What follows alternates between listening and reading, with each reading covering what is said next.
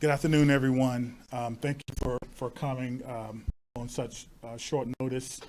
I'll deliver some comments, followed by the superintendent, followed by the mayor, and then we'll take a few questions. As a collective community, right now, we are all hurt, and most of us are angered by another senseless act of violence, and I believe rightfully so. There's no greater hurt than that of a parent who loses a child. In the course of my 24 years as a police officer, I've seen this too many times, and I can attest to it. As a community body, we collectively owe our support to this family and to also finding justice for this family. And we're dedicated to do that. It's the first thing I want you to remember. Last night, a 15-year-old girl who was a daughter, student, friend, and who represented the promise of this community was killed in a brutal shooting and cowardly act of violence. Additionally, 3 other children were injured in this attack.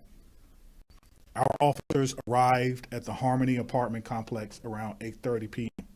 to find a 15-year-old suffering from a gunshot wound. They immediately began treating her, doing chest compressions and other life-saving measures. She was transported to an area hospital where unfortunately she died. 2 14-year-old males also showed up at the hospital with gunshot wounds. One was treated and released. One is still receiving care and is considered stable but in serious condition. The other 14-year-old female suffered a grazed wound and has since been treated for her injuries. Surveillance videos shows a car pull up to the apartment complex. 4 people immediately got out of the car and began indiscriminately firing round after round, not caring for who or what they may strike. As of today, we're still processing the scene with nearly 50 shell casings recovered. Multiple homes were struck, and 2 of these homes were occupied with children and families. Our detectives are following up on all leads. Let me repeat that. They're following up on all leads. However, no arrests have been made at this time. Officers are back on the scene today, canvassing the area and searching for more witnesses and physical evidence. We, of course, as I always say, we need the public's help. We have still frames, and we're going to get these to you electronically for your news outlet, showing the suspect and the suspect's car that was involved in last night's shooting. If you have any information about this incident, we want you to contact the Madison area Crime Stoppers. I'm going to give you that number. I usually leave it up to you. I'm going to give it because I don't want to leave anything to chance. 608-266-6014. Again, 608-266-6014. Or you can do that online at ptips.com, and this is anonymous. I know there is a lot of social media talk going on about this incident and about this case. We're asking people to please focus on the official updates that we release. An autopsy is scheduled for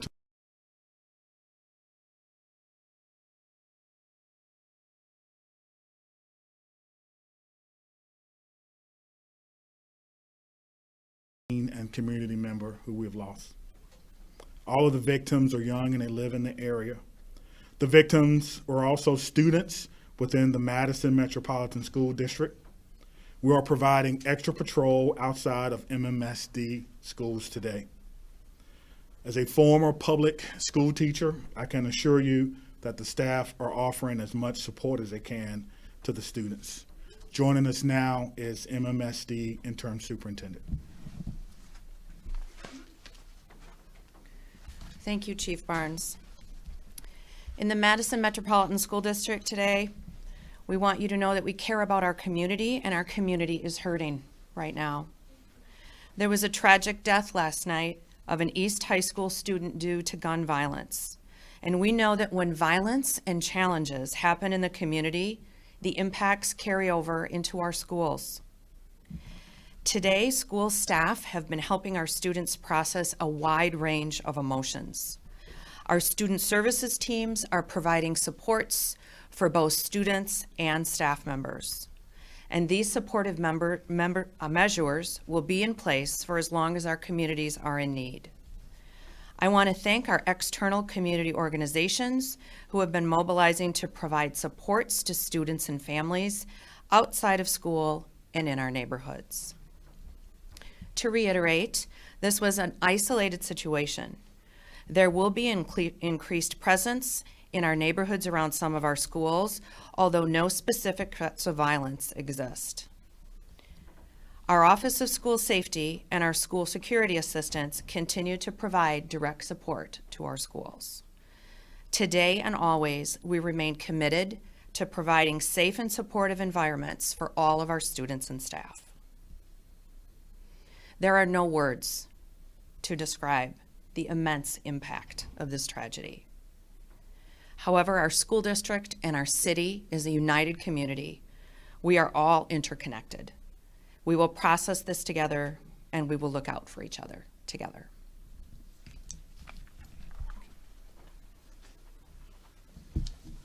This homicide comes months after a similar style shooting in July, where a 20-year-old man was killed. This complex has also generated 136 calls for service since that homicide. And just earlier this month or last month, we recovered 17 shell casings from an incident shooting in the 5900 block of Milwaukee. This complex is considered a priority location in our crime prevention strategy. We have done multiple things within the department to address violence at this complex. We have one of our new community outreach officers who holds weekly programming for youth. She has spent hours there serving families in this complex, and I've established some very good relationships. Our neighborhood resource officers have also held community outreach events there too. The captain of the East District, along with his neighborhood resource officers, they hold monthly meetings where alders are included as well as the apartment complex management, which is rural capital. That we don't always get the response that we want from rural capital. I'm told that some of the meetings have been canceled and programs that we have scheduled has had to be canceled because we don't have the support that we need. We've made suggestions about cameras and camera placements and lighting. We've made suggestions about parking and about the parking lot. We have a process called crime prevention through environmental design. We've lent that to the apartment complex as well. There was a nuisance abatement, which I'm told ended in 2021, but we've since then reinitiated that process, and you should be hearing more about that in the future. But here's the bottom line. Our department has been consistent in what we have done in that apartment complex since 2021. I do understand that crime prevention is a holistic approach. It is a community-wide effort, not just the police. It involves us all. Here to discuss some of the issues, some of the efforts that we've placed from a citywide effort is our Mayor Satu Rose Conway. Thank you, Chief.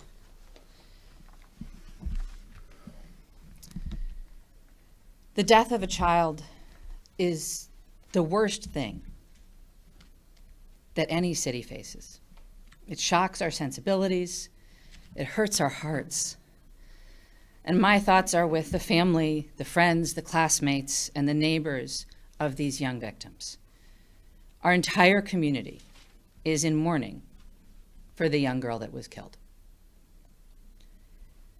But as I hope we understand by now, in a nation that is racked with gun violence, thoughts and prayers are not enough. We have to recognize the failures that have made such violence possible, and we have to commit ourselves anew to addressing those failures. The Madison Police Department has made great progress on reducing shots fired in Madison. Shots fired this year are down another 16% after a significant decrease last year. And MPD is seizing 41% more guns off of our streets than ever before. But criminals and teenagers can too easily access guns in our community. Any gun death is one too many. Any shots fired incident is one too many. Our nation and our state have failed to deliver the gun safety laws that would take guns off of our streets. Our state in particular has failed to provide adequate revenue for the public safety needs of Wisconsin cities, and they have specifically banned cities from taking active measures to stop the sale of guns, to regulate assault weapons, and to provide at least some measure of protection against the flow of deadly weapons into our neighborhoods. The Madison Police Department and the Madison Fire Department do an excellent job in responding to violent incidents in our community. And I want to say thank you to all of the officers, the paramedics and the EMTs that responded last night, some of whom worked through the night and are back on the job today. Their job is difficult and it's dangerous, and they do it really, really well. But responding to violence is not enough for our community. We must work to prevent violence from happening in the first place. In Madison, we're working closely with the police department, with public health, with neighborhood and community groups to prevent violence, and we will continue to do that. Indeed, we will step up our efforts, but we need everyone to play a role in stopping gun violence. And by everyone, I mean we need gun manufacturers to start incorporating technology into their products that would prevent theft and use of stolen guns. The majority of stolen guns recovered this year in the city of Madison were made by Glock, and I think that they should take steps immediately to improve their products. We need Congress to pass common sense gun laws. We need gun owners in our community to use gun safes and to consistently secure firearms so they do not get stolen and end up on our streets. We need landlords and property managers to provide very active and professional management of their buildings. And we need you, every single adult in the city of Madison, to be there for our young people. Volunteer in the school in your neighborhood or your local community center. Support the many fine organizations in our community that work with young people. Be a mentor. Help young people find hope, find constructive ways to manage conflict, and to be a part of our community. And we need young people. Full stop. We need you alive. We need you to grow up and be nurses and bus drivers and teachers and so much more. We do not want to bury any more of our children. Gun violence is an urgent American crisis, and we need every level of government to act accordingly. Thank you. Before we open it up for a few questions, our officers, detectives, and investigators, they worked late until last night, and then I was out with them. They stayed past the time I left, and then today we had a briefing early this morning, and they were back working. I want the persons involved, our victims, to know that our officers are working diligently, detectives, investigators, to bring justice. We're following up on absolutely every lead. I cannot reiterate how much it is important that if you think you know something, we're going to get these photos. There's a few more that we're going to get out. It's a lot clearer than these to you. If you see something on those photos that you recognize, please let us know so that we can follow up on it. We have some leads that we're following up on now. I'm not going to discuss those, but we're following up on every tip, every lead, every email that we possibly can. And so we need the support of our community. So With that being said, I will take a few questions. Chief, can you identify in the pictures, are they victims, are they suspects, are they shooters? Who are the people that we are seeing? I'm sorry. Okay, thank you. So the people that you're seeing here, they are suspects. This is a vehicle, we believe it to be a Lexus SUV. You can see that apparently there's someone driving. There are 4 people out. That makes 5. You can see them going toward the apartment complex and firing, and then the car is moving, as you can see, and then they get back into the vehicle and then they drive off. Was the group of teens that were shot at, were they targeted, and did they fire back at all? They did not, no, and I don't believe they were targeted. It's 8:30 at night. It's not unreasonable for people to be outside. I mean, it was a nice, I thought it was a nice night. There's nothing unreasonable about that. I do not believe, no. Do you have any idea why somebody would just come in and? I do not. If we had a why, that's like a compass for us. But no, it's nothing, it's nothing wrong with being outside at 8:30 at night talking with your friends. And were all the victims outside? Yes, yes. With 50 shell casings, obviously multiple guns, were they all by the suspects? Were all guns fired by suspects? That's correct, yes. We had heard that there was possibly somebody as young as 7th grade that police were looking into. Is that at all accurate? As a suspect, I don't have any knowledge that that's true at all. Are you doing anything to kind of hold the apartment complex accountable? I know that you mentioned like you went these routes of like the things in the past. Like I feel with them not having surveillance, with them not doing the things to keep their tenants safe. At this point, is there anything that you can do? Maybe charge them a fine, hold them more accountable of the situations that's going on down there? Yeah, that's an excellent question. So Captain Gary is not here because he was on a meeting with City Legal, and they'll be served with a letter of putting them on notice of the nuisance abatement process. They're going to put some very specific things in the letter that they're going to ask them to do immediately. There will be no, in the next 30 days, can you blah, blah, blah. That's not what's going to happen right now. They were very clear with us, City Legal City Legal was very clear what that letter is going to state. I don't know if it's public or not, but when they get served, if I can share that, I will. And how many suspects are there? So again, we can see that there are 4 that's outside of the car and 1 that's inside the car. So that would be 5. However, it's an SUV. I don't know if there were other people in the car. We can't see it in there. But that's what we know. There would have had to be someone driving and 4 persons on the outside. The victim or residents of the complex? The victims were all residents? They lived in the area. I'm not sure if they were all exact residents, and so we try not to give information that's going to identify juveniles. What kinds of guns were used? I don't know. I don't know. I'm sorry, the mayor said that you're gonna double your effort. What will that look like? What do you mean double our effort? She said she's gonna double the city's effort in the violence prevention. Is that, am I getting your words right? or wrong? Not exactly. Okay. Yeah, we have been working with public health and our violence prevention unit in very close cooperation with MPD, with the school district, and with other community groups. And we are going to continue to do that even more diligently than we have already. And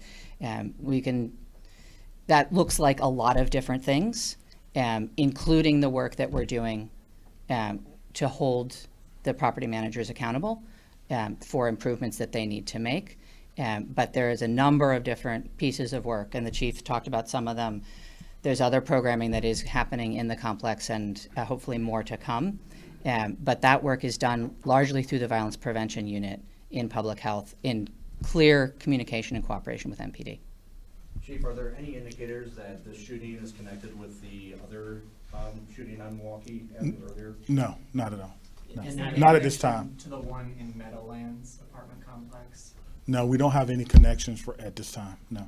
Can you say what schools? You said you're providing extra security to some MSD schools. Yeah, absolutely. So we're at East High School. Obviously, we're at La Follette High School. And then I think there's another middle school, but I'm sorry, the name escapes me right now.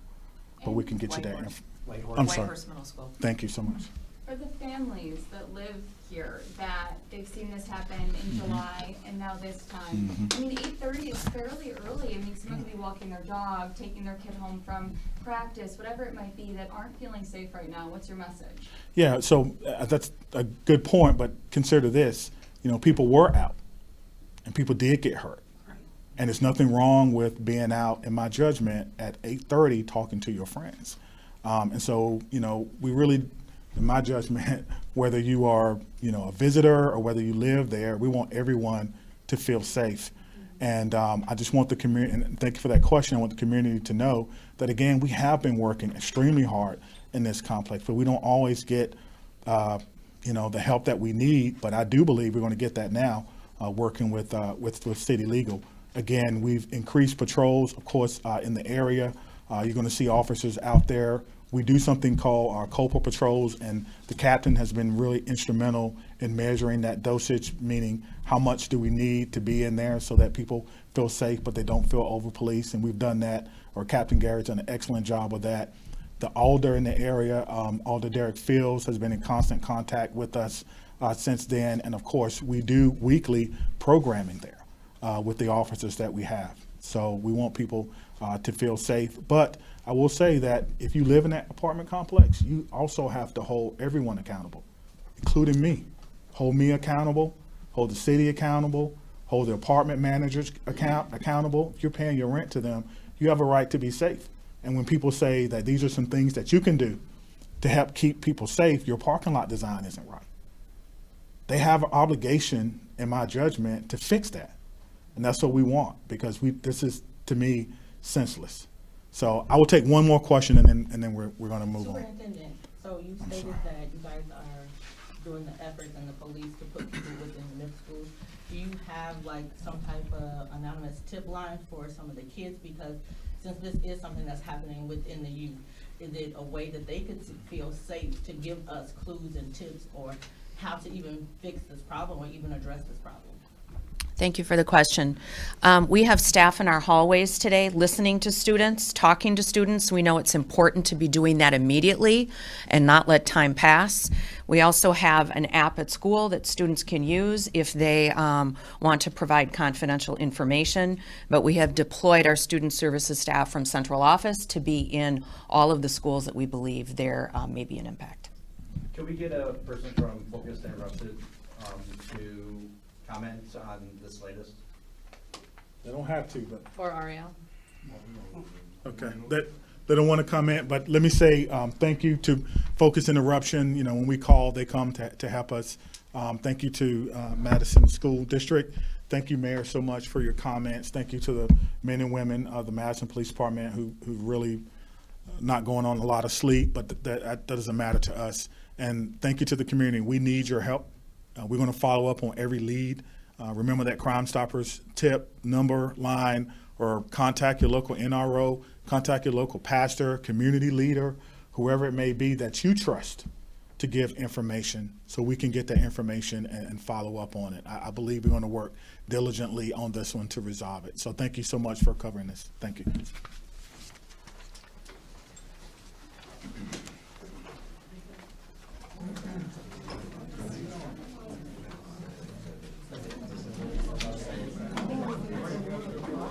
Ready for an improved news experience? The all-new Channel 3000 News app is here. Tailored for your news the way you want it with a customizable home page. Stay informed effortlessly. Swipe through articles without returning to the home screen. And no more waiting. The new app loads faster than ever, ensuring you get news updates instantly. Download the all-new Channel 3000 News app today. Your gateway to news your way. Powered by News 3 Now.